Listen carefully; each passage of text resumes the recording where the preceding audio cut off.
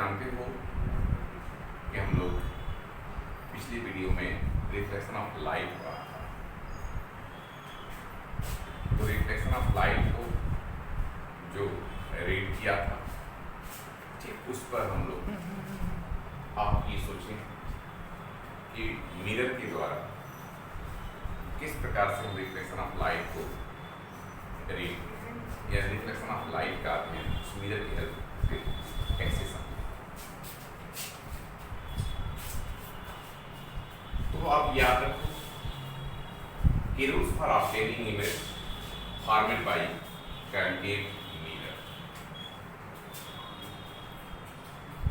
Reflection यानी image formation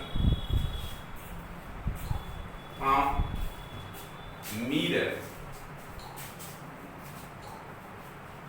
we know that mirror are two types: plane mirror and spherical mirror. Plane mirror and spherical mirror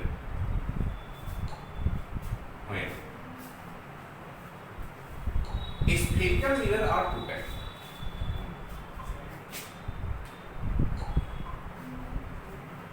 हम देख सकते हैं suppose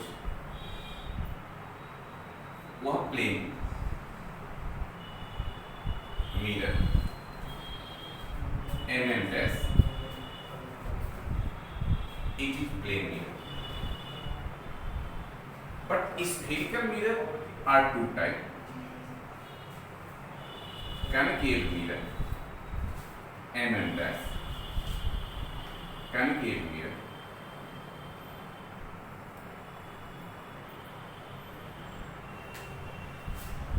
concave mirror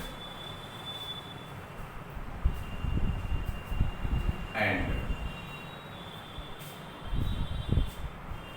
convex mirror. Convex mirror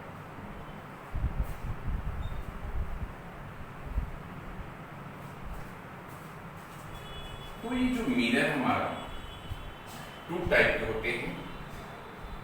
एक मैंने कहा plane mirror, दूसरा कहा आपको स्फेरिकल मिरर।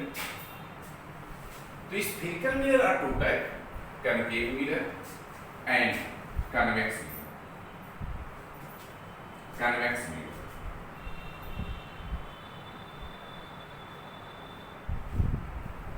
तो इस कन्वेक्स मिरर और कनकेव मिरर में हम कनकेव मिरर के आधार पर हम इमेज फॉर्मेशन के लिए जो मेन रूल्स हैं जिसके द्वारा हमें इमेज फॉर्मेट या फॉर्मेट करना है, उसको हम समझें कि क्या रूल्स होते हैं कि कनकेव मिरर के द्वारा किस प्रकार से या किन नियमों के आधार पर, किस रूल्स के आधार पर हम इमेज फॉर्मेट करते हैं। तो उस स्थिति में आप ये ध्यान दें, कनकेव मिरर आप जानते हैं, concave mirror as like MM dash, this shaded part by silver metals.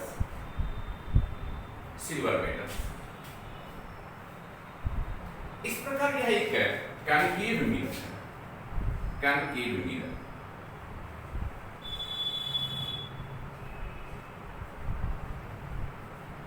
अब आप सोचो, इस कनकेव मिरर के से द्वारा इमेज यानी कनकेव मिरर के द्वारा इमेज फॉर्मेशन के लिए किस प्रकार से किन रूल्स को भी ध्यान देना चाहिए। तो सबसे पहले आप ये ध्यान दें कि कनकेव मिरर की जो प्रिंसिपल एक्सिस है, यानी प्रिंसिपल एक्सिस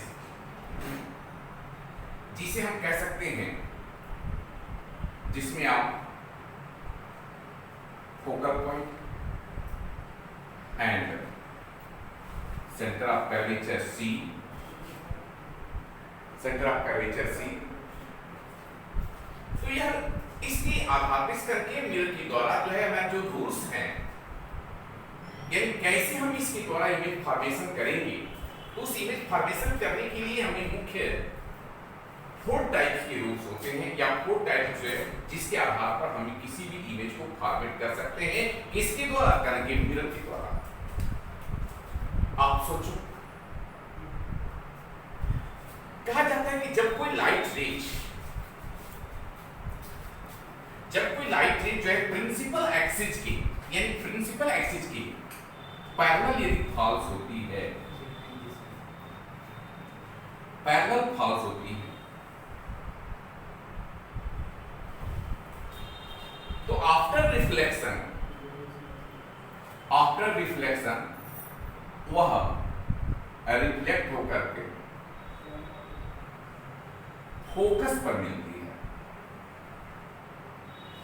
याद रखें, हमेशा दिमाग रखें, जब कोई भी लाइट रेज यदि कनकेव मिरर पर पैरेलल फॉल्स होती हो, तो रिफ्लेक्शन के बाद वह सदैव फोकस पर ही या फोकस से होकर गुजरेगी। ठीक, ये फर्स्ट रूल को हम कह सकते हैं। ये फर्स्ट रूल आप ये दिमाग रखें कि when the light is falls at the mirror, the parallel of principal axis, इस प्रिंसिपल एक्सिस के पैरेलल फॉल्स हो रही है, तो फॉल्स होने के बाद वह रिफ्लेक्शन के बाद कहां मिल रही है? फोकस पर मिल रही है। तो इस फोकस पर मिलने का कारण या मिलने के कारण हम ये कह सकते हैं कि इस पॉइंट के ऊपर जो मिलती, यह दिमाग पर आप हमेशा आप लोग रख लो कि जब भी कोई लाइट रेज पैरेलल फॉल्स होगी तो वह रिफ्लेक्शन के बाद सदैव फोकस पर ही जाएगी। अब सेकेंड रूल जो है कनकेव मिरर के द्वारा हम इमेज फॉर्मेशन की सेकेंड रूल जो है हम ध्यान दें कि सेकेंड रूल में क्या है। सेकेंड रूल में ये कहेंगे कि जब कोई लाइट रेज याद रखो कि जब कोई light rays centre of curvature से होकर के पास होगी, यदि सेंटर ऑफ कर्वेचर से होकर के मिरर पर फॉल्स होगी, यानी कनकेव मिरर पर फॉल्स होगी, ये सेकेंड रूल में बता रहा हूं, आप ध्यान देना। सेकेंड रूल हमने क्या कहा? सेंटर ऑफ कर्वेचर यानी ये फोकस F, जब यह सेंटर ऑफ कर्वेचर यानी यह C पॉइंट। हमने आपसे क्या कहा? हमने आपसे यही कहा कि जब कोई लाइट रेज यदि सेंटर ऑफ कर्वेचर से होकर पास होती हो, अर्थात आपके मिरर पर फॉल्स होती हो, मिरर पर फॉल्स होती हो, तो रिफ्लेक्शन के बाद वह लाइट रेज पुनः जो है वह सेंटर ऑफ कर्वेचर से ही लौटेगी। इसका मतलब ये दिमाग पर रखो कि जबकि भी कोई भी ऑब्जेक्टिव लाइट रेज यदि सेंटर ऑफ कर्वेचर से पास होगी और पास होकर के इस कनकेव मिरर पर फॉल्स होगी, तो वह सदैव रिटर्न के बाद जो है वह सेंटर ऑफ कर्वेचर से ही पुनः लौटेगी। यह सेकेंड रूल का रहेगा, इस इमेज फॉर्मेशन का यह सेकेंड रूल। थर्ड रूल आप ध्यान दें, थर्ड रूल कि जब कोई लाइट रेज अर्थात ऑब्जेक्टिव लाइट रेज मान लो यदि कनकेव मिरर के फोकस से होकर के यदि कनकेव मिरर पर फॉल्स होती है, कनकेव मिरर पर फॉल्स होती है, कहां से? फोकस से, इस F से, और यह क्या कहें आपको जो है ये मैं कहूं सेंटर ऑफ कर्वेचर C। हमने क्या कहा? आपसे मैंने ये कहा कि थर्ड रूल जिसे कहते हैं, थर्ड रूल इस इमेज फॉर्मेशन के कनकेव मिरर के द्वारा कौन सा थर्ड रूल है? क्या है? तो वह कहते हैं कि जब कोई ऑब्जेक्टिव लाइट रेज, यदि ऑब्जेक्टिव लाइट रेज फोकस से होकर के अगर फॉल्स होगी कहां, मिरर पर,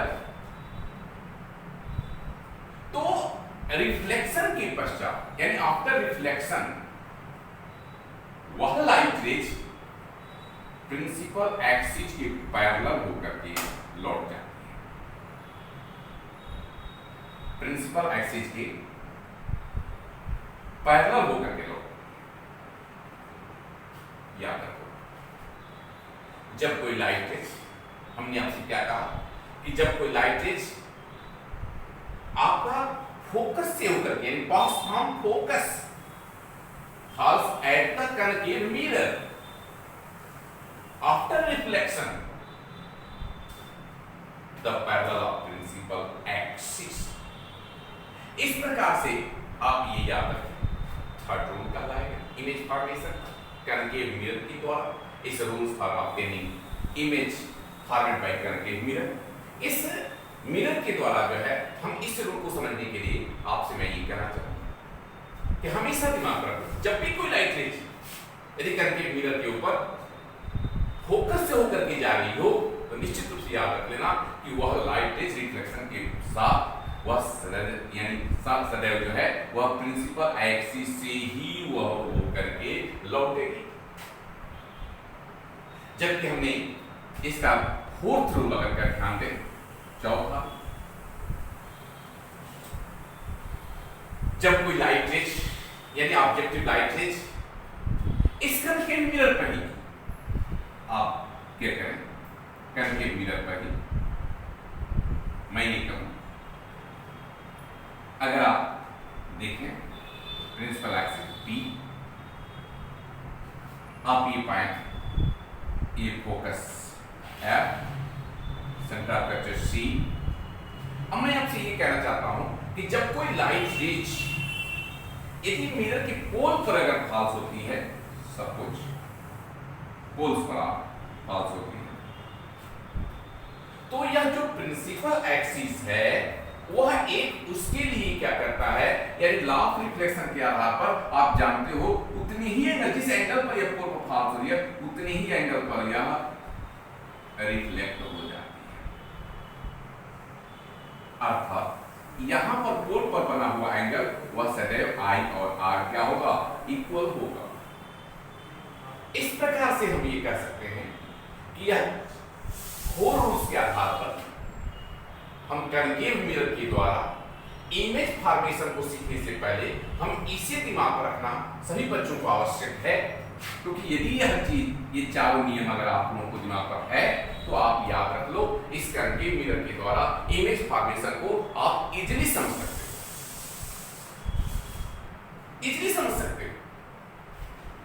तो वह पुनः एक बार आप दिमाग में रखें कि जब कोई लाइट रेज प्रिंसिपल एक्सिस के पैरेलल यदि concave मिरर पर फॉल्स होती है तो रिफ्लेक्शन के बाद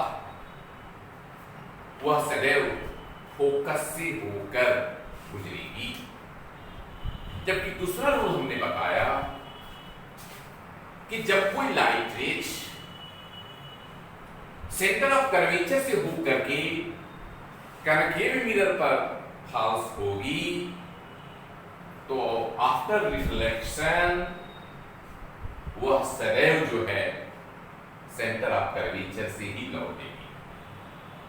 ठीक इसी प्रकार से तीसरा रूल उसके बारे में विचार करें कि जब कोई लाइट रेज फोकस से होकर के यानी फोकस से होकर के फॉल्स होती हो मिरर पर, concave मिरर पर, तो रिफ्लेक्शन के बाद वह प्रिंसिपल एक्सिस के पैरेलल लौटती है। इस प्रकार अगर हम चौथे को ध्यान दें तो जब लाइट रेज आपका जब वह पोल पर फॉल्स होती है तो रिफ्लेक्शन के बाद वह सदैव जो है वह उसी एंगल पर वह रिफ्लेक्ट होकर के यानी एंगल किसी सरफेस पर एंगल यानी I और R ऑलवेज इक्वल। इस प्रकार से